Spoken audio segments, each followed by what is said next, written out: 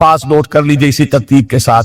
या अय्युहन्नास क़द जाअकुम मौइज़तुम मिन रब्बिकुम व शिफ़ाउन लिमा फ़िस सुदूर व हुद्दतुल लिल मोमिनीन क़ुल बिफ़ज़्लिल्लाहि व बिरहमतिही। ए नबी कह दीजिए ये अल्लाह का बड़ा फजल है, लोगों समझो। उसकी बड़ी रहमत का ज़हूर हुआ है इस कुरान की शक्ल में। उसकी रहमत का मज़हर अतौ कुरान है, उसके फजल का सबसे बड़ा सबूत कुरान है। फ़बिज़ालिका फ़लयफ़रहू, इस पर उन्हें खुशियां मनानी चाहिए। इतराना है तो इस पर इतराएं कि इतनी बड़ी दौलत हमारे पास है, इतना बड़ा एहसान है जो अल्लाह ने हम पर किया है। फ़बिज़ालिका फ़लयफ़रहू हुवा खैरुम मिम्मा यजमऊन, जो चीजें ये जमा करने की फिक्र कर रहे हैं उनसे कहीं ज्यादा कीमती ये कुरान। काश के ये दो आयात ही हमारे कल्ब के ऊपर ये कंधा हो जाए। पहली बात मैंने अर्ज की थी, उसका शऊर हर एक के लिए मुमकिन नहीं, उसका बातिन बेदार हो चुका हो। लौ अंज़लना हाज़ल कुरान अला जबलिन लरअयतहु खाशिअन मुतसद्दिअन मिन खशियतिल्लाह, जिनकी अरवाह बेदार हो चुकी हो वो कुरान की उस तासीर को महसूस करेंगे। लेकिन ये दूसरी चीज है कि जो हमारे लिए प्रैग्मेटिक पहलू से, अमली एतबार से, इफादे के एतबार से ये चार अल्फाज और रहमत और फजल खुदाबंदी का सबसे बड़ा मजहर और खुशियां कि अल्लाह की ये नेमत तुम्हारे पास मौजूद है। अब वो तीसरा मकाम है सूरह रहमान का, बड़ी छोटी छोटी आयात। आपने सुना होगा हुजूर ने सूरह रहमान के बारे में फरमाया है,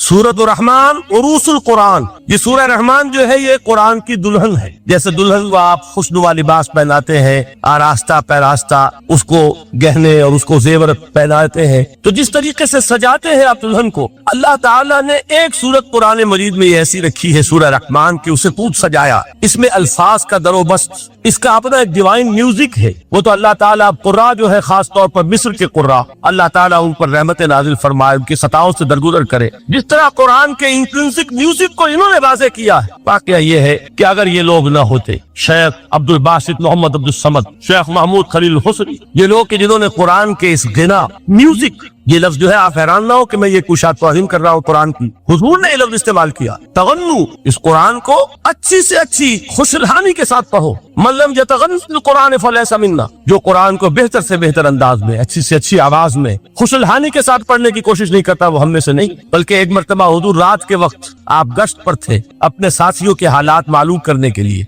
हजरत अबू मूसा अशअरी रज़ी अल्लाह तआला अन्हु एक सहाबी हैं, उनके घर के पास से गुजर हुआ, वो रात को तहज्जुद पढ़ रहे थे, खड़े हुए कैफ के आलम में कुरान तिलावत कर रहे हैं। हुजूर को बहुत पसंद आई उनकी तिलावत, काफी देर तक वहाँ खड़े सुनते रहे। अब उन्हें क्या पता कौन सुन रहा है। बिल्कुल इसी तरह समझ लीजिए एक बात याद आई है, हुजूर फरमाते हैं कि जिस तरह कान लगाकर अल्लाह कुरान किसी चीज को नहीं सुनी, हमें नजर नहीं आता ना, हमें मालूम नहीं, हम कुरान पढ़ रहे हो तो सुनना होगा कौन है सबसे ज्यादा कान लगाकर, खुद अल्लाह। यहाँ उसके मुझे याद आया कि अबू मूसा अशअरी को क्या पता था कि कौन सुन रहा। अपनी कैफियत में नमाज में तहज्जुद में कुरान की तिलावत कर रहे थे, और जाहिर बात है उनके घर एकड़ों में बने हुए नहीं थे, एक एक कमरा, एक एक कोई हुजरा, ऐसे ही तो घर थे ना साहबा के। लिहाजा हुजूर पास से गुजरे, आवाज आई, काफी देर सुनते रहे। उसके बाद आप तशरीफ ले गए, सुबह फजर में मुलाकात हुई तो हुजूर ने तहसीन के अंदाज में फरमाया, या अबा मूसा इन्नका क़द ऊतीत मिज़मारन मिन मज़ामीर आले दाऊद। अबू मूसा तुम्हें तो आले दाऊद के साजों में से एक साज अल्लाह ने अता फरमा दिया है। जिस तरह हजरत दाऊद लहरे दाऊदी मशहूर है कि जब वो पिछले पहर रात को हम्द के तराने अलापते थे, कुरान में है कि परिंदे शामिल हो जाते थे साथ, और पहाड़ वजद में आते थे, पहाड़ भी उनके साथ शरीक होते थे। तो जिस तरह का अल्लाह ने उनको लहर अता फरमाया था, हुजूर ने तहसीन के अंदाज में फरमाया है, अबू मूसा अशअरी अल्लाह ने तुम्हें भी आले दाऊद के साजों में से एक साज अता फरमाया। बहरहाल कुरान मजीद का जो ये म्यूजिक है, कुरान के अल्फाज का जो हुस्न है, जहाँ तक हुस्न मानवी है वो तो हर लफ्ज में है, लेकिन ये हुस्न जाहिरी, हुस्न सौती, हुस्न लफ्जी, ये अपने क्लाइमेक्स पर आपको नजर आएगा सूरह रहमान। लेकिन कुरान में ये सूरत इस एतबार से भी मुमताज है,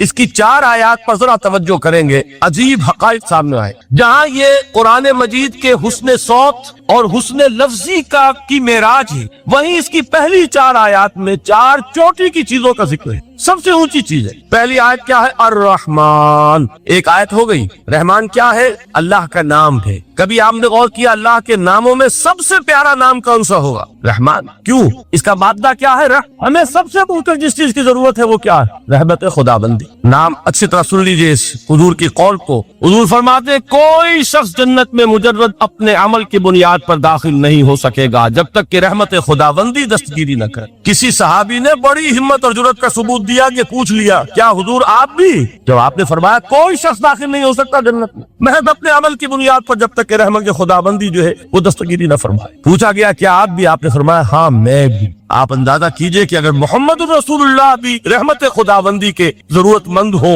تو تاب دیگرہ چے رسد، ہماری تو سب سے ضرورت رحمت خداوندی۔ اب یہ رحمت جو ہے قرآن مجید میں اللہ تعالیٰ کی یہ شان دو الفاظ کے ذریعے سے آتی ہے، رحیم اور رحمان، اور کوئی مادہ نہیں ہے جس سے دو نام بنتے ہو اللہ، لیکن یہ مادہ ہے واحد رحمت کا کہ جس سے رحمان بھی ہے رحیم بھی۔ رحیم صفت مشبہ ہے، رحمت دائم ہو جائے گی، مستقل ہوگی تو رحیم کہیں گے، اور رحمان اس میں رحمت کی ہے وہ شان ہے کہ جیسے ٹھاٹھے مارتا ہوا سمندر ہو، ہیجان کی کیفیت، طوفانی کیفیت، رحمت خداوندی کا طوفانی جوش، وہ ہے رحمان۔ آپ تو رہتے اس علاقے میں ہیں، آپ کو معلوم ہے عرب اگر بھوکا مرا جا رہا ہو تو کیا کہے گا؟ انا جوعان۔ پیاسا مرا جا رہا ہو انا عطشان۔ بہت غضبناک ہوگا غضبان، غضبان آصفہ قرآن میں آیا، بہت غضبناک۔ رحمان جس کی رحمت جو جوش میں ہے، ٹھاٹھے مارتے ہوئے سمندر کے مانے، تو یہ اللہ تعالیٰ کے ناموں میں سب سے پیارا نام۔ اب آگے چلیے، الرحمن علم القرآن، رحمان قرآن سکھایا۔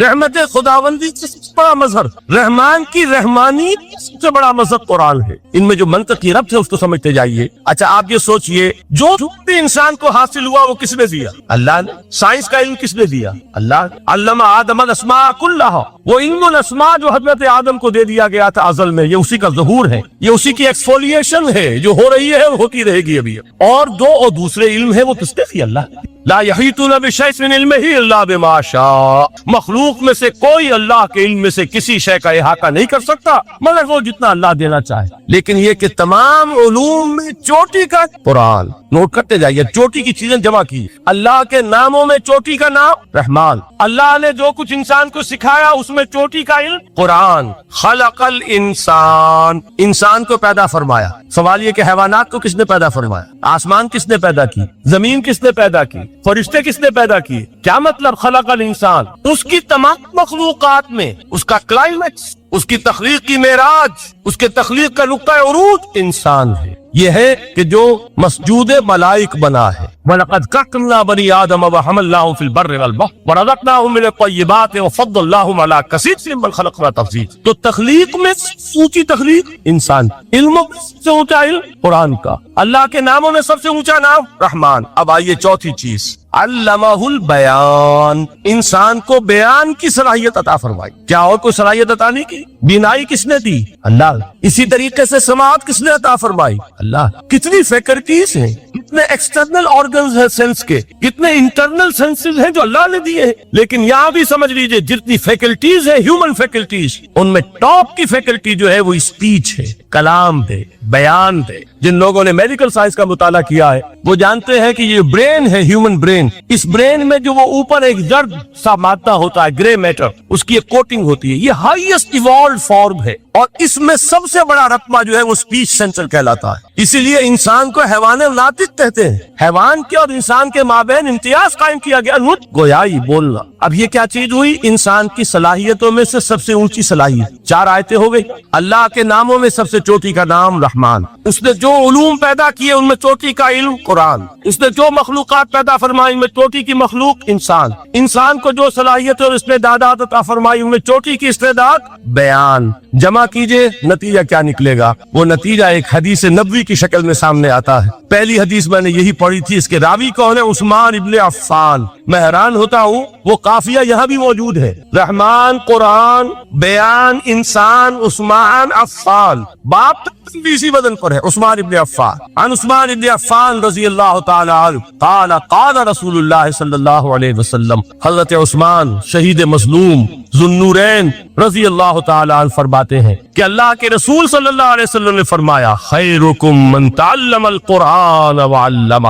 تم میں سے بہترین وہ ہے جو قرآن سیکھے اور سکھا۔ قوت بیان جو تمہاری فیکلٹی ہے، اس کا استعمال کسی گھٹیا کام کے لیے نہیں ہونا چاہیے۔ دیکھیے اردو میں محاورہ ہے کہ توپ سے مکھی نہیں ماری جاتی، توپ بنائی گئی ہے کسی بڑی شے کے لیے، مکھی مارنے کے لیے توپ استعمال نہیں ہوتی۔ یہ قوت بیان جو ہے، جو ٹاپ موسٹ فیکلٹی ہے ہیومن، جو فیکلٹیز ہے ان میں سے، اس کا استعمال بھی ٹاپ موسٹ ہونا چاہیے۔ قرآن کو بیان کرو، وہ جیسے کہ علامہ اقبال نے کہا ہے، بلکہ غالباً ان کے قبر پر آس پاس جو اشعار لکھے ہوئے ان میں سے ایک یہ بھی ہے، اگر یک قطرہ خونداری، اگر مشتے پریداری، بیابامن تو آموزم طریق شاہ بازی را، اگر تمہارے اندر ایک قطرہ بھی خون کا ہے اور مٹھی بھر بھی پر اگر اللہ نے دیے ہیں تو ہے میرے پاس آؤ کہ میں تمہیں شہبازی کے طریقے سکھاؤں. اسی طرح جان لیجئے اگر اللہ نے قوت گویائی عطا فرمائی، اگر اللہ نے تمہیں حیوان ناطق بنایا، اگر اللہ تعالیٰ نے تمہیں یہ صلاحیت عطا فرمائی، اس صلاحیت کا مصرف دنیا کو نہ بناؤ، اس صلاحیت کا مصرف اللہ کے کلام کو پھیلانے پر اس کو سرس کرو. خیرکم من تعلم القرآن وعلمہ. خیر جب لفظ آتا ہے بغیر من کے، بلّہ تو آتا ہے خیر منہ، تو یہ ہوگی کمپیریٹیو جو ایک ایڈجیکٹیو جو ہوتی ہے، لیکن یہ سپرلیٹیو ڈگری ہے جب بغیر من کے ہوگا. خیرکم دی بیسٹ امنگسٹ یو، جو تم میں بہترین لوگ ہیں وہ کون ہے؟ من تعلم القرآن وعلمہ، جو قرآن سیکھیں اور سکھائیں، قرآن پڑھیں اور اسے بیان کریں. آج جان لیجئے سب سے بڑی ضرورت اس بات کی ہے کہ آج کا قرآن پڑھیں. آپ حیران ہوں گے کہ یہ کیا کہا اس نے. دیکھیے قرآن اترا تھا 1400 برس پہلے، لیکن تا قیامت نوع انسانی کو جتنے مسائل درپیش ہوں گے ان سب کا حل اس میں ہے. البتہ کھودنا پڑے گا، گہرائی میں اترنا ہوگا. ایک قرآن کی سطح ہے، اس سطح نہیں، اس کی گہرائیوں کے اندر غوطہ زنی کرو. قرآن میں ہو غوطہ زن اے مرد مسلمان. اور آج کا قرآن یعنی آج کی ہدایت جو اللہ نے اس میں رکھی ہوئی ہے، دیکھیے اس کو نکالو اس کے اندر سے. ابھی میں حدیث تو آپ کو سناؤں گا، اس میں یہ تصور آئے گا سامنے اور واضح ہو کر. آج کے انسان کی رہنمائی اس قرآن سے اخذ کر کے انسان تک پہنچاؤ. یہ ہے فریضہ محمد رسول اللہ کی امت کا صلی اللہ علیہ وسلم. آپ نے وہ حدیث سنی تھی کہ بلغوا انی ولو آیۃ. حضور نے خطبہ حجۃ الوداع میں پہلے تو گواہی لی مسلمانوں سے، 1.25 لاکھ کا مجمع جمع تھا. حجۃ الوداع آخری حدیث آپ نے اپنے خطبے میں، جس کے چند جملے میں سنا چکا ہوں آپ کو ایجیولز کے حوالے سے، اپنی تعلیمات کے اہم نکات کو بار بار دہرا کر بیان کیا، ہیمر کیا، اچھی طرح ذہنوں میں اتارا. اس کے بعد ایک سوال کیا، الا لوگوں میں نے پہنچا دیا کہ نہیں؟ اور پورے مجمع نے کہا انا نشہد انک قد بلغت. بلکہ ایک روایت میں الفاظ بڑے پیارے آئے ہیں، انا نشہد انک قد بلغت الرسالۃ وادیت الامانۃ ونصحت الامۃ وکشفت الغمۃ. ہاں حضور ہم گواہ ہیں، آپ نے امانت ادا کرنے کا حق ادا کر دیا، رسالت کے فرائض کا حق ادا کر دیا، امت کی خیر خواہی کا حق ادا کر دیا، اور آپ نے گمراہی کے پردوں کو چاکا، اندھیروں کو چاکا. 3 مرتبہ حضور نے سوال کیا، 3 مرتبہ جواب لیا. پھر آپ نے نگاہ آسمان کی طرف اٹھائی، انگشت شہادت سے 3 مرتبہ اشارہ کیا، اللہم اشہد، اللہم اشہد، اللہم اشہد، اے اللہ تو بھی گواہ ہے. یہ مان کہ میں نے یہ قرآن ان تک پہنچا دیا، یعنی جسے آپ انگریزی میں کہتے ہیں سائی آف ریلیف، کہ بڑا بھاری بوجھ آ پڑا تھا، بڑی ذمہ داری تھی. انا سنلقی علیک قولا ثقیلا، اے محمد ہم آپ پر ایک بڑی بھاری بات ڈالنے والے ہیں. اے اللہ گواہ ہے کہ وہ بوجھ میرے کاندھے سے اتر گیا. یہ تسلیم کر رہے ہیں کہ میں نے حق امانت ادا کر، تیری امانت تھی میرے پاس یہ کلام، اللہ کا یہ پیغام انسانوں کے لیے نازل ہوا محمد پر صلی اللہ علیہ وسلم. تو امانت کا بوجھ کس کے بارے گرا، کس کے کاندھے پر ہے؟ حضور. اگر ادا نہ کرتے، ابھی وہ آپ نے آیت سنی تھی، یا ایھا النبی بلغ ما انزل الیک من ربک فإن لم تفعل فما بلغت رسالتہ. یا ایھا الرسول، اے رسول صلی اللہ علیہ وسلم پہنچا دے وہ کچھ نازل کیا گیا ہے آپ پر آپ کے رب کی طرف سے، اور اگر بالفرض آپ نے ایسا نہ کیا تو امانت کا حق ادا نہیں ہوگا، رسالت کا حق ادا نہیں ہوئی. حضور نے پہنچا کر گواہی لے کر جیسے کہ ایک اطمینان کا سانس لیا، اللہم اشہد، اللہ تو بھی گواہ رہے. اس کے بعد آپ نے فرمایا تھا وہ چھوٹا سا جملہ جو آپ میں سے ہر شخص بآسانی یاد کر کے اٹھ سکتا ہے، فَلْيُبَلِّغِ الشَّاهِدُ الْغَائِبَ.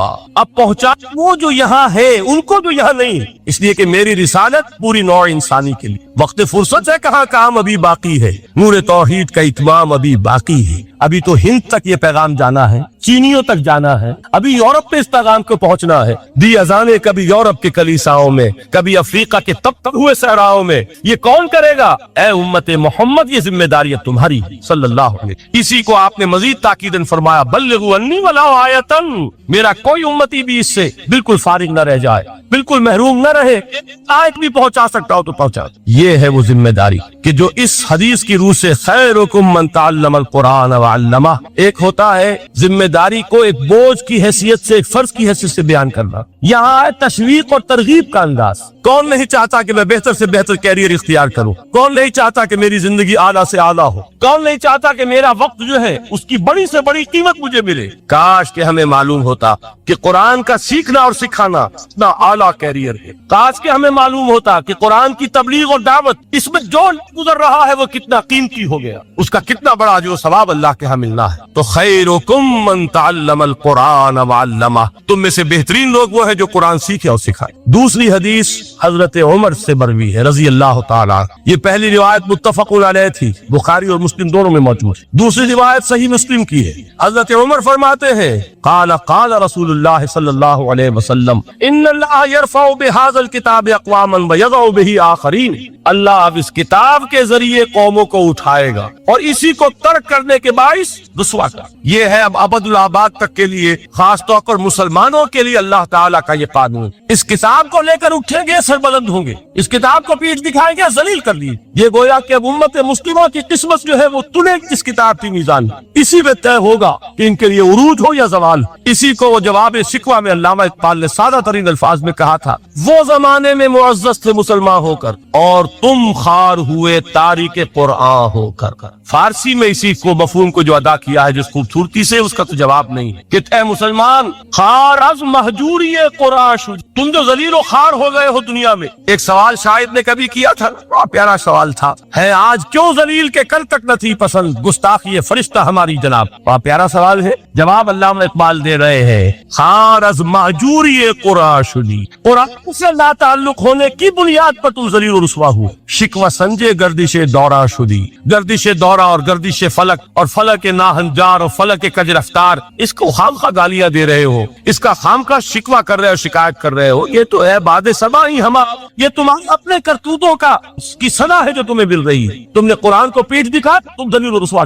خار از مہجوری قرآن شدی، شکوہ سنجے گردش دورہ شدی، اے چو شبنم بر زمیں افتندئی در بغل داری کتاب زندئی. اے وہ قوم جو شبنم کی طرح زمین پر پڑی ہے، اغیار اسے پاؤں تلے روند رہے ہیں. جیسے آپ صبح کو سیر کرنے نکلتے ہیں، سبزے پر پڑی ہوئی شبنم اسے آپ روندتے ہیں اپنے قدموں تلے. اے امت محمد، آج تو دنیا کی قوموں کے سامنے اسی طرح پابال ہے، سرنگوں ہے، لیکن ہوش میں کہ تیری بغل میں وہ کتاب زندہ موجود ہے. وہ کتاب زندہ جس میں کہ دنیا میں یہی جزیرہ نما عرب وحشی لوگوں کا مسکن، نہ یہاں علم، نہ یہاں تمدن، نہ یہاں تہذیب، نہ یہاں تنظیم، کوئی ڈسپلن نہیں، کوئی حکومت نہیں، کوئی تہذیب نہیں، کچھ نہیں، تاریکیاں ہی تاریکیاں. یہی کتاب تھی جس نے اسے منور کیا، یہی کتاب تھی جس نے دنیا کا امام بنایا، یہی کتاب تھی جس نے دنیا کا معلم بنایا، یہ کتاب تھی جس نے نئے نئے علوم ایجاد کرنے سکھائے. یہ کتاب تھی جس کی بدولت یہی عرب تھے جنہوں نے یونان کے فلسفے اور سائنس کو جو چکے تھے انہیں زندہ کیا، ان میں نئی چیزوں کا اضافہ کیا اور اسپین کی یونیورسٹیوں کے ذریعے سے یورپ تک دوبارہ پہنچا دیا. یہ وہ کتاب ہے در بغل داری کتاب زندگی. اقبال نے کیسے کیسے شکوے کہے ہیں. اسی قرآن میں ہے اب تک جہاں کی تعلیم، جس نے مومن کو بنایا مہو پرویں کامی. اس قرآن کو لے کر مسلمان نکلا ہے، ایک ہاتھ میں قرآن ایک میں تلوار. برا نہ مانیے قرآن تلوار کا نام بھی آپ اپولوجیٹک انداز میں نہ لیا کریں. انقلاب کی تکمیل تلوار سے ہوتی، انقلاب کی تمہید کسی کتاب سے ہوتی. اچھی طرح جان، کبھی انقلاب صرف کتاب سے نہیں آیا. کتاب سے ذہن بدلتے، کتاب سے فکر بدلتی ہے، کتاب سے سوچ بدلتی، کتاب سے ایک جماعت تیار ہوتی ہے، قوت تیار ہوتی. وہ 313 جو میدان بدر میں تھے وہ قرآن کا اعجاز کا ظہور تھے. بندہ مومن کا اگر اپنا تعلق اللہ کے ساتھ مخلصانہ، اس میں منافقت نہیں، اس میں ریا نہیں ہے، اس میں دھوکہ نہیں ہے، اس میں فریب نہیں، مخلصین لہ الدین، وہ اللہ تعالیٰ کا تعلق بھی اس کے ساتھ ریسیپروکیٹ کرتا ہے. اللہ تعالیٰ انا عند ظن عبدی دی، حضور یہ اللہ کا قول ہے حدیث قدسی میں کہ میرا بندہ میرے بارے میں جو کچھ گمان کرتا ہے میں وہی سلوک اس کے ساتھ کرتا ہوں. اللہ تعالیٰ بھی مخلص ہے. اللہ تعالیٰ کی مرضی کے بغیر کچھ نہیں ہو سکتا. کوئی یقیناً جو کچھ ہوا ہے اس میں میرے لیے خیر ہے، چاہے فوری طور پر مجھے ناگوار دکھ رہا ہے، مجھے تکلیف ہی ہے، میرے لیے یہ شے جو ہے ناپسندیدہ ہے، لیکن انتی لانگ رن مجھے یقین ہے کہ اس میں خیر بیدک الخیر انک علی کل شیء. اللہ تیرے ہاتھ پہ خیر ہی خیر ہے، تو ہر چیز پر اچھا جو ہوگا وہ بھی اذن رب کے بغیر نہیں ہوگا. یہی تصور اس کے بارے میں ہونا، اسی کا نتیجہ یہ نکلتا ہے جس کو قرآن مجید بار بار کہتا ہے، بار بار کہتا ہے، بار بار کہتا ہے، لا خوف علیہم ولا هم یحزنون. کیا مطلب؟ نہ ان پر کوئی خوف ہے نہ حضور سے دو چار ہو. عام طور پر یہ سمجھا جاتا ہے کہ یہ آخرت میں ہوگا، آخرت میں تو تمام و کمال ہوگا، دنیا میں بھی ہوگا. خوف کس بات کا بھائی؟ ہوگا وہی جو میرا رب چاہے گا، وہ میرا دوست، میں اس کا ولی ہوں، میرا ولی. الا ان اولیاء اللہ لا خوف علیہم ولا هم یحزنون، جو اللہ کے ولی ہوتے ہیں، اللہ کے دوست ہوتے ہیں، ان میں کوئی خوف ہوتا نہ حزن ہوتا۔ خوف کس بات کا ہوگا؟ وہ جو اللہ چاہے گا، اور جو کچھ اللہ چاہے گا اس میں کوئی نہ کوئی خیر ہوگا، چاہے فوری طور پر مجھے نظر دو۔ قرآن کہتا ہے سورہ بقرہ، عسیٰ ان تکرہوا شیئا وہو خیر لکم وعسیٰ ان تحبوا شیئا وہو شر لکم، عین ممکن ہے کہ تم کسی چیز کو ناپسند کرو، درحال کہ اسی میں تمہارے لیے خیر ہے، اور عین ممکن ہے کہ تم کسی چیز کو پسند کرو، درحال کہ اس میں تمہارے لیے شر ہو۔ اللہ یعلم وانتم لا تعلمون، اللہ جانتا تم نہیں جانتے، تم افعال و اعمال و احوال و واقعات کے ظاہر کو دیکھتے ہو، اس کے پردے میں کیا مشیت ایسی ہے، کیا ارادہ خدا بندی ہے، اس کی پشت پر کیا چیز ہے جو اللہ تعالیٰ کو مطلوب ہے، یہ ہمیں نظر نہیں آتا۔ یہ شارٹ سائٹڈ، ہماری نگاہ جو ہے بس کچھ دور تک جاتی ہے، اس سے آگے نہیں، لہذا افعال و اعمال و احوال و واقعات کے صرف ظاہر پر ہماری نگاہ ہے، باطن پر تو ہے ہی نہیں، لہذا ہم اس سے متاثر۔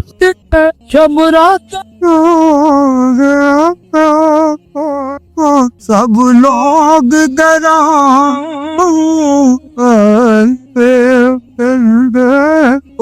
نہیں آئے پردے محمد جو آپ ہتھی دب۔ الدعاء مخ العبادات، الدعاء هو العبادت۔ حضور کی یہ دو احادیث بہت سادہ، بہت مختصر، دعا ہی عبادت کا جوہر ہے۔ مخ کہتے ہیں ہڈی کے اندر جو گودا ہوتا ہے، وہ مخ، گودا جو ہے عبادت کا وہ کیا ہے؟ دعا۔ توحید فی الدعا کیا ہے؟ صرف اللہ کو پکارا گیا، اور شرک فی الدعا، جس کو بھی پکاریں گے آپ مدد کے لیے اس کو آپ نے معبود بنایا۔ کسے باش یہ مسئلہ سمجھ لیجیے، لا تدعو مع اللہ احد، اللہ کے ساتھ کسی کو مت۔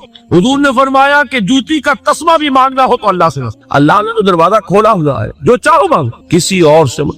دیکھیے ایک علمی مسئلے اور ہوتے ہیں، یہ جو روحانیات کا معاملہ ہے، عالم ارواح میں کیا صورت ہے، ارواح صرف کہیں اللہ کے پاس کسی کولڈ سٹوریج میں ہے یا اس کا اس دنیا سے بھی کوئی تعلق ہے، ایک ہی مسائل ہے۔ فرض کیجئے اس وقت کوئی ارواح یہاں موجود ہو، فرض کی، میں اس کا انکار نہیں کروں گا، ہو سکتا ہے کہ ہو سکتا ہے کوئی روحانیت والا شخص بتا بھی دے کہ آپ فلاں کی روح موجود ہے، ہوگی بھائی، اسے نظر آتی ہو، ٹھیک۔ یہ بھی ہو سکتا ہے کہ کوئی شیطان جن ہو اور وہ دھوکہ دے رہا ہو کہ میں فلاں کی روح ہوں، ہو سکتا ہے۔